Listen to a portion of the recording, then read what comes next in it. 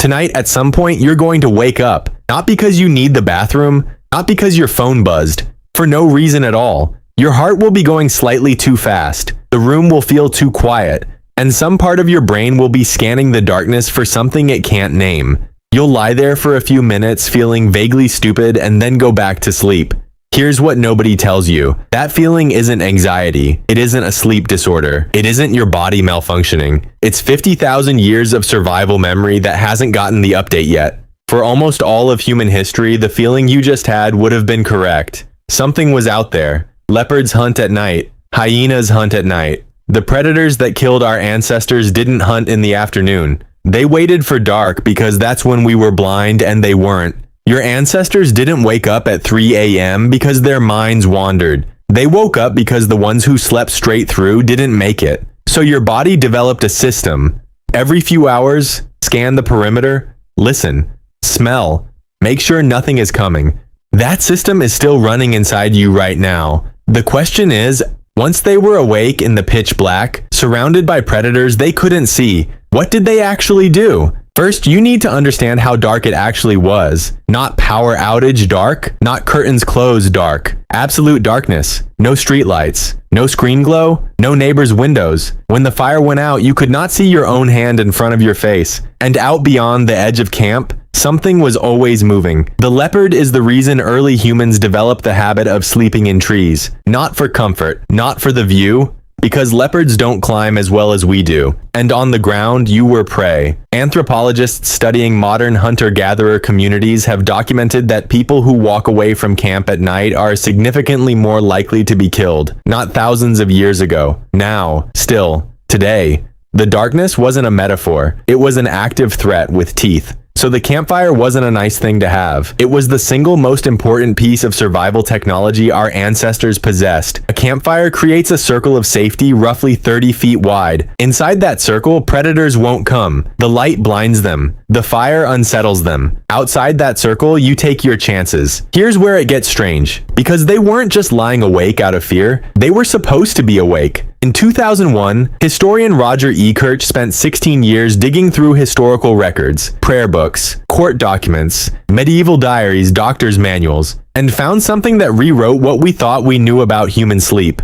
Over 500 references across centuries, all describing the same thing: first sleep and second sleep. Before electricity, before gas lamps, before even reliable candles, humans did not sleep in one long block. They slept for roughly 4 hours. Then they woke up. Then they lay awake for 1 to 2 hours. Then they slept again until dawn. This wasn't insomnia. This was the design. And when scientists actually tested it, in 1992, psychiatrist Thomas Wehr removed artificial light from a group of volunteers for a full month, giving them 14 hours of darkness per night. Within weeks, without being told to, every single participant settled into the same pattern: 4 hours of sleep, 1 to 2 hours awake, 4 more hours of sleep. Their bodies just did it, as if some ancient program had been running in the background the whole time, buried under a century of electric light.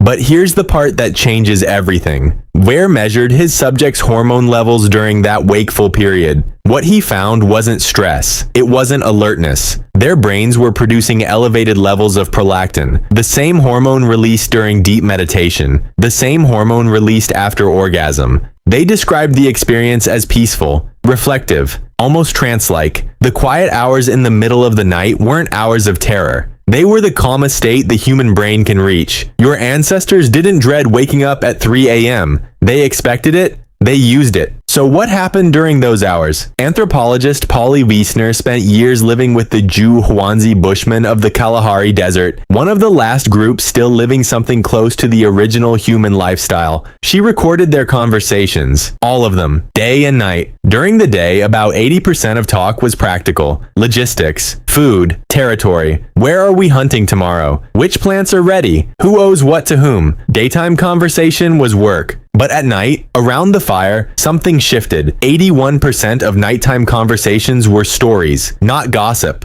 not complaints. Stories, myths about how the world began, tales of ancestors, jokes that made the whole camp laugh until they couldn't breathe. Accounts of people in distant places, distant times, moral puzzles, questions with no answers. Wiessner's conclusion was that firelight conversation is where human culture was born. The campfire was the original classroom, the original church, the original theater. It's where humans learned to think beyond tomorrow, to imagine people they'd never met, to carry the knowledge of the dead forward into the future, to become something other than just an animal that eats and sleeps and dies. The campfire is why you have language as rich as you do, why you tell stories, why you care about strangers, why you lie awake at night thinking about things that don't affect you directly. That's all campfire behavior. You inherited it.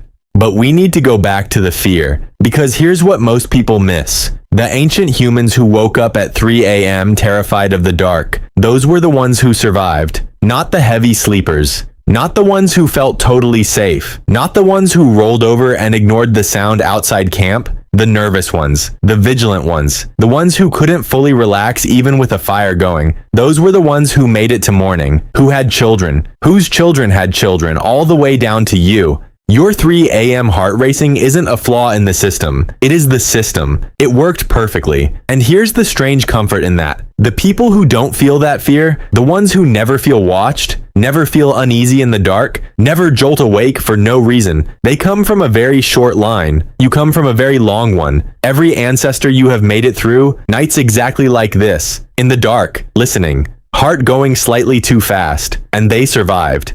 Here's what's strange about living in 2026. Your brain has not received the update.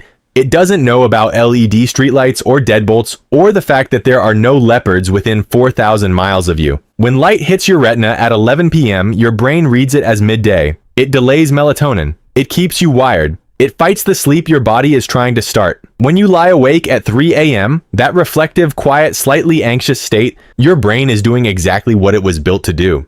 Scan, listen, protect. The researchers who put people in darkness for a week found that their bodies reset almost instantly. Melatonin production moved back to sunset. The natural two-phase sleep pattern returned. It takes less than 7 days for 50,000 years of programming to reassert itself. We didn't just change when we sleep. We cut off access to an entire state of human consciousness. That prolactin-flooded, meditative story processing space that exists between first and second sleep. Instead, we call it insomnia and treat it like a disease.